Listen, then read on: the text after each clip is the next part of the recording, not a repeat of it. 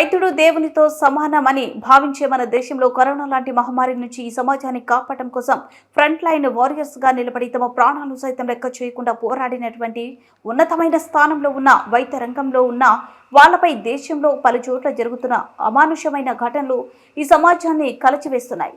Nursing is a noble profession. ఇలాంటి nurse వృత్తిలో ఉన్న ఒక నర్సింగ్ ఆఫీసర్ పై ఉత్తరాఖండ్లో జరిగిన అత్యాచారం మరియు హత్య, షాద్నగర్లో కమ్యూనిటీ హెల్త్ సెంటర్లో విధులలో ఉన్న నర్సింగ్ ఆఫీసర్ పై జరిగిన దాడి మరియు కోల్కతా మెడికల్ కళాశాల ఆసుపత్రిలో పీజీ వైద్యురాలపై పాశవికంగా జరిగిన అత్యాచారం మరియు హత్య ఈ సమాజాన్ని తలదించుకునేలా చేశాయి.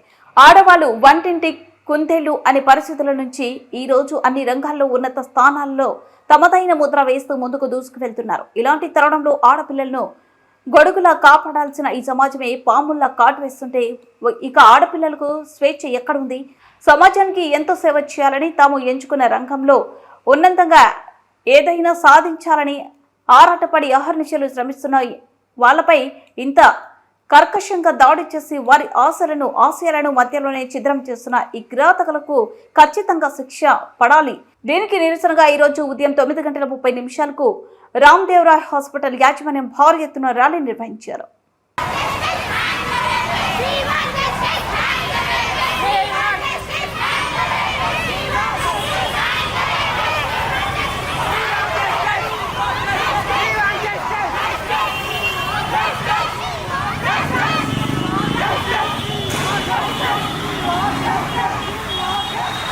డాక్టర్ యోగు రామ్దేవ్రాయ్ హాస్పిటల్ CEO అంటే అందరూ మనం ఈ డాక్టర్ గురించి మనం మాట్లాడుతున్నాము. కంపల్సరీగా ఈ బ్రూటల్ హత్యను అందరూ కూడా ఖండించాలి.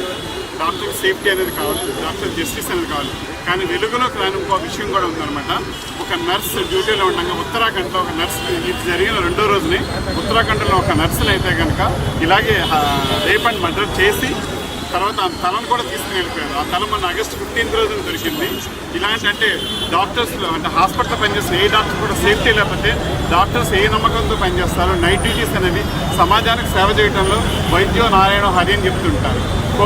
కోవిడ్ మహమ్మారి టైంలో ఫ్రంట్ లైన్ వారియర్స్గా ఉండి డాక్టర్స్ అందరూ కూడా సమాజానికి ఎంతో సేవ చేశారు. అలాంటి డాక్టర్స్కి మనుగడకి రక్షణ లేకపోతే కనుక ఈ సమాజానికి ఎలా ప్రాణరక్షణ అనేది వస్తుంది? దీనికోసం మేము కంపల్సరీగా రామ్దేవ్రాయ్ హాస్పిటల్ తరఫు నుంచి ప్రొటెస్ట్ చేస్తున్నాము. ఈరోజు మా ఓపీ సేవలు అన్ని సేవలు బంద్ చేసి మేము ప్రొటెస్ట్ చేయడానికి వచ్చాము. థ్యాంక్ యూ జరిగిన వైద్యురాల మీద అవమానీయమైన సంఘటన నిరసనగా ఐఎంఏకి మద్దతుగా ర్యాలీ చేశాము. ఇలాంటి సంఘటనలు దేశంలో ప్రతిరోజు జరుగుతూనే ఉన్నాయి. దీని గురించి ప్రభుత్వం ఒక స్ట్రాంగ్ బిల్ తీసుకుంటుంది. చాలా రోజులుగా ఉండేది వైలెన్స్ అందుకే ఇలాంటి సంఘటనలు మరీ వస్తూ ఉన్నాయి. ఇది జరగకుండా ఒక స్ట్రాంగ్ బిల్ పార్లమెంట్ తరఫున తీసుకురావాలని ఇండియన్ మెడికల్ అసోసియేషన్ పిలుపునిచ్చిన స్ట్రైక్ని బేస్ చేసుకుని ఓపీడీ సర్వీసెస్ ఆపేసి ప్రొటెస్ట్ చేస్తున్నాము. Show hour solidarity for doctor who lost her life. జీవితాన్ని మనకి ప్రాణదానం చేయడానికి ఎన్నో సంవత్సరాలు శ్రమపడి కష్టపడి వృత్తిలోకి వచ్చాక డాక్టర్లకి సేఫ్టీ లేకపోవడం అన్నది, ఇలాంటి బ్రూటల్ అటాక్స్ జరగడం అనేది చాలా హీనస్ క్రైమ్. ఇది ఏ ధైర్యంతో అర్ధరాత్రి డ్యూటీ డాక్టర్స్ సేఫ్గా ఉండగలరు? దీని గురించి ప్రభుత్వం తొందరగా చర్యలు తీసుకుని లాని అతి త్వరగా అమలులోకి జరిపించాలి. ప్రొటెక్షన్ యాక్ట్ని తొందరగా తీసుకురావాలి. ఇంకా ఇలాంటివి ఎన్ని జరగాలి ఈ భారతదేశంలో.